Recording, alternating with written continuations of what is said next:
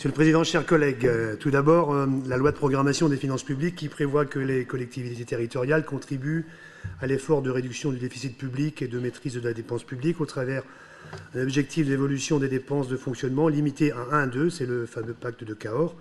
Il me faut vous rappeler que notre collectivité, le département, n'a pas acté ce pacte. Il a même été rejeté à l'unanimité des élus de notre collectivité.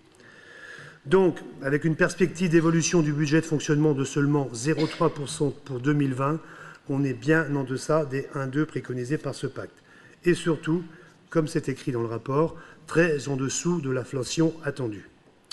Aussi, le gel des contributions des financeurs publics que sont le département et les communes au travers des EPCI, mis en place en 2018 et reconduit pour 2020, n'est pas de nature à consolider ce budget. De plus, l'évolution globale des contributions des financeurs aurait pu atteindre 1% si, comme le prévoit l'article L142-46-35 du Code général des collectivités territoriales, elle avait été indexée sur le taux prévisionnel d'évolution des prix à la consommation. Alors 1% sur 40 millions de contributions des financeurs, cela représente tout de même 400 000 € de recettes complémentaires qui auraient permis, à n'en pas douter, de consolider en moyens humains et matériels le fonctionnement de notre SDIS.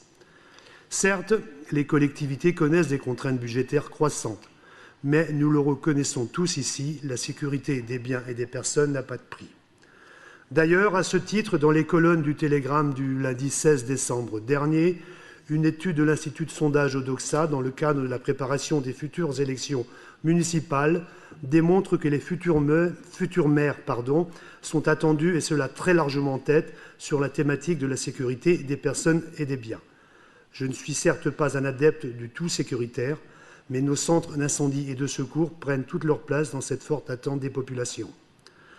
Alors, Monsieur le Président, pourquoi ne pas envisager un dégel des contributions financières des diverses collectivités?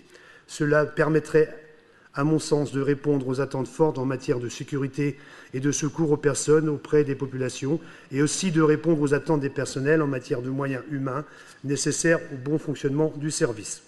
Surtout quand on sait, et c'est écrit dans le rapport, que le coût du service 10 dans notre département est très modéré, à 65 € par habitant, contre 80 € en moyenne par habitant au niveau national.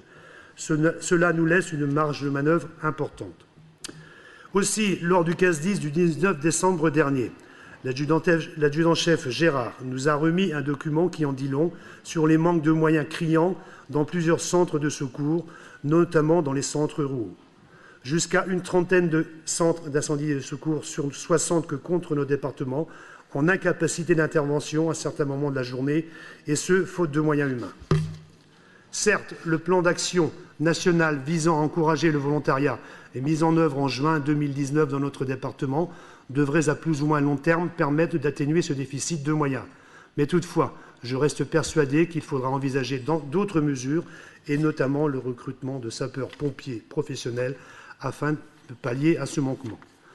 Je terminerai par le propos tenu lundi dernier à la Sainte-Barbe départementale au siège du SDIS par Laurent Istria, responsable du développement de l'appli Staying Alive, rester en vie, convention signée par vous, Monsieur le Président, par Monsieur le Préfet, par Monsieur le Directeur du SDIS. Je cite, « Il y a 50 000 arrêts cardiaques par an en France et le taux de survie est d'environ 7%.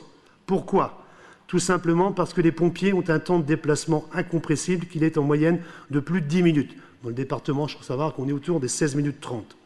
Or, on considère que le taux de survie chute de 10% par minute qui passe. Vous voyez bien, donc au-delà de 10 minutes, il n'y a plus de possibilité de sauver une vie suite à un arrêt cardiaque. Voilà, donc j'en termine là-dessus et je vous remercie de m'avoir écouté.